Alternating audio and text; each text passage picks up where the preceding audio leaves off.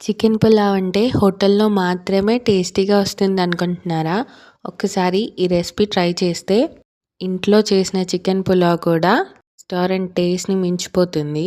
సాఫ్ట్‌గా, జ్యూసీగా, బాస్మతి రైస్‌తో అమేజింగ్ అరోమా. వీడియో కంప్లీట్‌గా చూడండి. లాస్ట్ వరకు చూస్తే పర్ఫెక్ట్‌గా చికెన్ పులావ్ ఎలా చేశానో మీకే తెలుస్తుంది.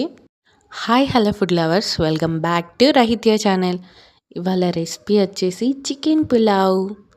చికెన్ అంటే ఎంతమందికి ఇష్టం ఉండదో చెప్పండి. దాంతో ఎన్ని వెరైటీస్ చేసుకోవచ్చు కదా. అందులో ఇది చికెన్ పులావ్ ఒకటి.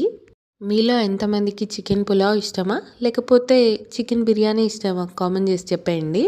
ఈ రెసిపీ మాత్రం అబ్బబ్బబ్బబ్బా! నిజంగా భలే జ్యూసీగా, భలే టెక్స్చర్ వచ్చింది అసలు. నాకైతే నిజంగా చాలా అంటే చాలా బాగా నచ్చింది.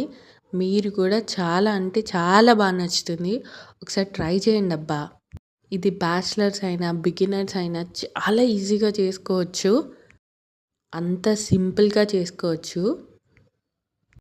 నాకు తెలిసి మ్యారినేట్ చేయడానికి మాత్రమే టైం పడుతుంది కానీ, లేదంటే ఒక 10-15 మినిట్స్‌లో మన రెసిపీ కంప్లీట్ అయిపోతుంది.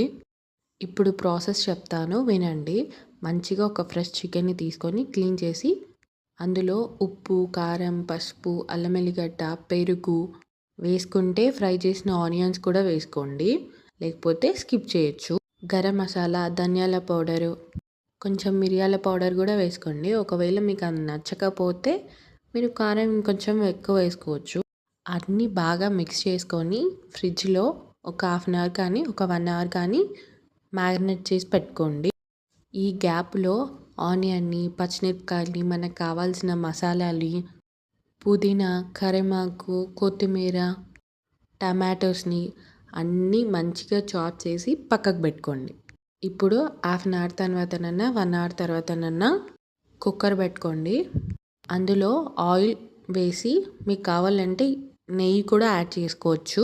అందులో మసాలాలన్నీ వేసి, ఉల్లిగడ్డ ఇవన్నీ చాప్ చేసి పెట్టుకున్నాం కదా, అవి కూడా అన్నీ వేసి కుక్ చేసుకొని, అందులో చికెన్ వేసుకొని మంచి కుక్ చేసుకోండి.